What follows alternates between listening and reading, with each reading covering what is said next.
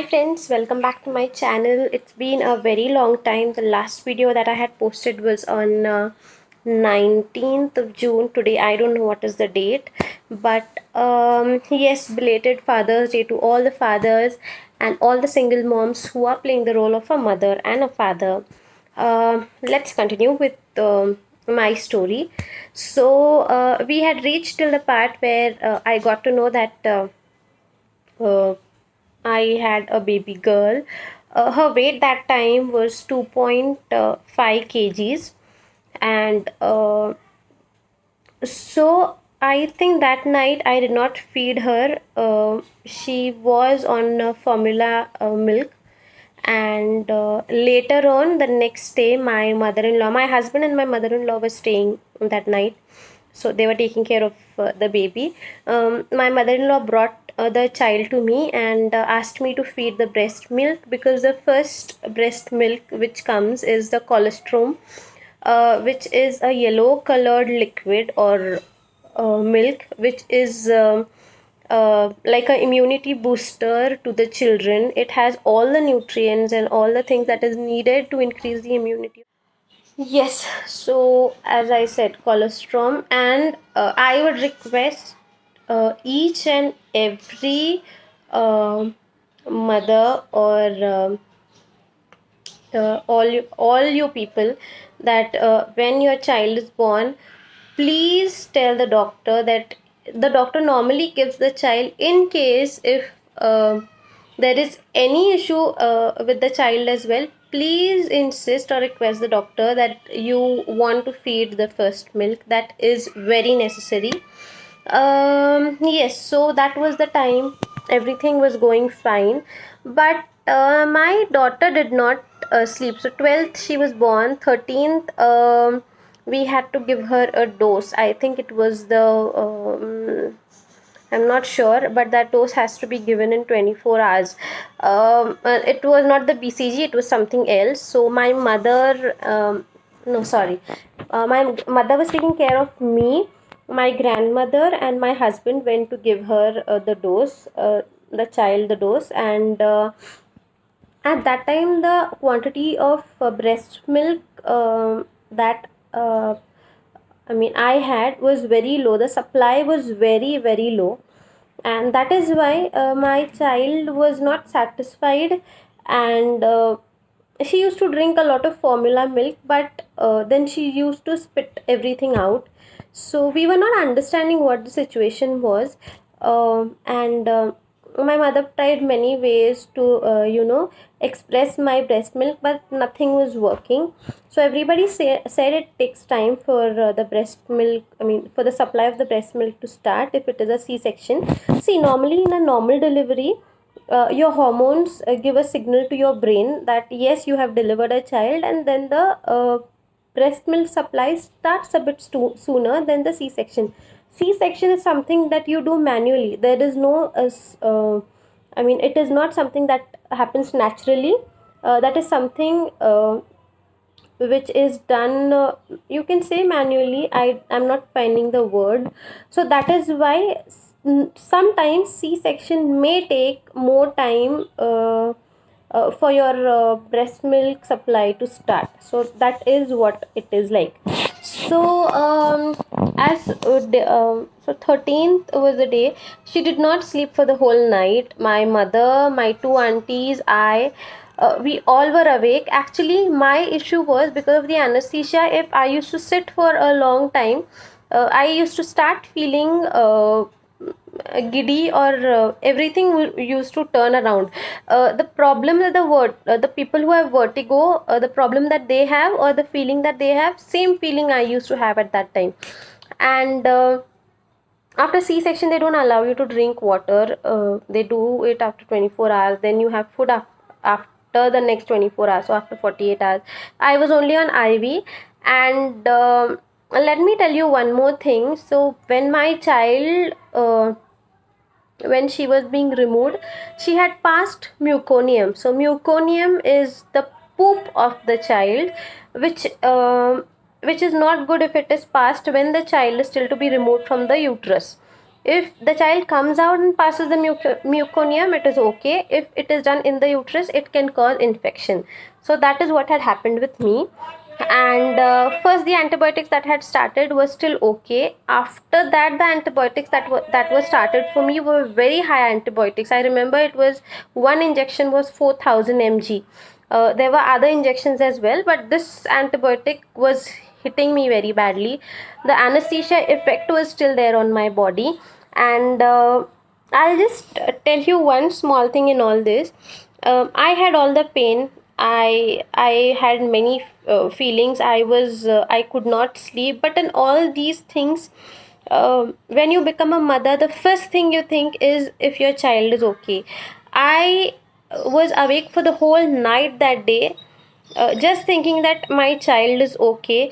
I could not feel any pain. Everybody was saying you had a C-section, please sleep, please lie down. I did not want to. I just wanted to be with my daughter, take care of her, and see if she was okay first. So this is the change that you have when you become a mother. Also, let me remember. Yes, so 13th she did not sleep the whole night. 14th was the day, I think 12th was a Thursday, 13th Friday, 14th was a Saturday, and my mother, she came from her work, and she saw the child, and she said that I think the child's eyes are looking a bit yellowish. So see, when the child is born, the bilirubin count is a bit more because it is not able to adapt with all the surrounding and all. So the infection that happens to the child is very common, so it's very natural. And we told one of the staff, because my mother herself is a nursing college tutor. We told to another staff in the hospital, so she said no, nothing of that kind. Then the doctor, my gynac, came to check my stitches and all. When she saw the baby, she said yes, the baby is looking a bit yellowish, and that was the time I felt very scared. We took her to the pediatrician who had checked her after her birth, and she said her bilirubin count was 21, I think. And she checked and she said we have to give her phototherapy. And so I was like okay, because that hospital was a bit far. And till that day, so it was 12th I was delivered, till 14th I did not have a lot of supply of breast milk. That was one more issue, because even if the bilirubin count is more, if your child is provided with good breast milk, the infection that the child has in the blood passes away with every time your baby passes stool. So that also was not happening, because my child was not getting the breast milk that it required. So we decided to take her to the phototherapy. My mother used to take care of me. My auntie used to sit with the child. So she was told that she has to be in phototherapy for around, I think, 8 days. And when she was going, I did not feel that bad. But then when hours were passing by, because she had to be there for 8 hours, when hours were passing by, she used to go at around 10 a.m. in the morning, and come back at 5 or 6. So while the hours were passing by, I used to feel very sad that because I don't have breast milk, that is why my child is suffering.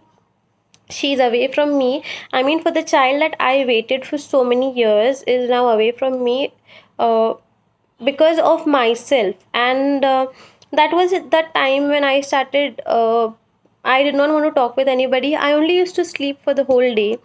And things were just hitting me. There were many thoughts that am I a good mother? Will I be able to take care of this child? Am I even worthy to be a mother? Am I ready? Many thoughts. And I couldn't tell it to anybody, because I thought they won't understand like what is going on in my head. And yes, so the phototherapy was going on. My child was still on formula milk till that day. And frankly speaking, you know what I did? I couldn't eat anything else for lactation. So I only prayed at that time to God And I think 14th 15th was the day she had started the phototherapy, and 16th we decided that we will go home and I'll come back again to the hospital when I have to get the stitches removed, because most of my family members are in the medical field, so the dressing and all for the stitches could be done at home as well.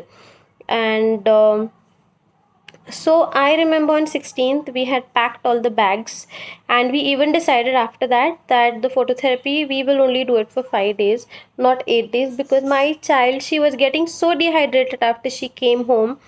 She only used to sleep. She did not cry, nothing. That was making me more worried. And so 16th I had taken a discharge. That was a Monday, and frankly speaking, you won't believe I did not take any tablets for lactation. Uh, but I believe it was only God who helped me in it. And I remember the milk had started flowing, and I told my mother, and it was really God's grace at that time. I could feed my child properly after that. And I request all the mothers. See, normally what we do is, we decide on many things in life, or in this pregnancy process, that this is to be done, that is to be done, this is to be worn, this is not to be worn, this and that, all the do's and don'ts. But what we forget is, what are you going to do after the delivery? And let me tell you, you won't have a lot of milk supply just the day when you have delivered your baby. It will take time, 2 to 3 days. Please be patient. Please remember, you are going to be a good mother. Please consult a lactation consultant. Please talk to your doctor if there is any issue with the milk supply. And I will talk about this phase where there's this postpartum depression, because that is very true. That happens to all the women in today's generation. It is more often that this thing happens. So okay, for now, thank you. Please like, share, subscribe, and I will bring ahead the next part of the story as well. Until we meet, take care. Bye bye.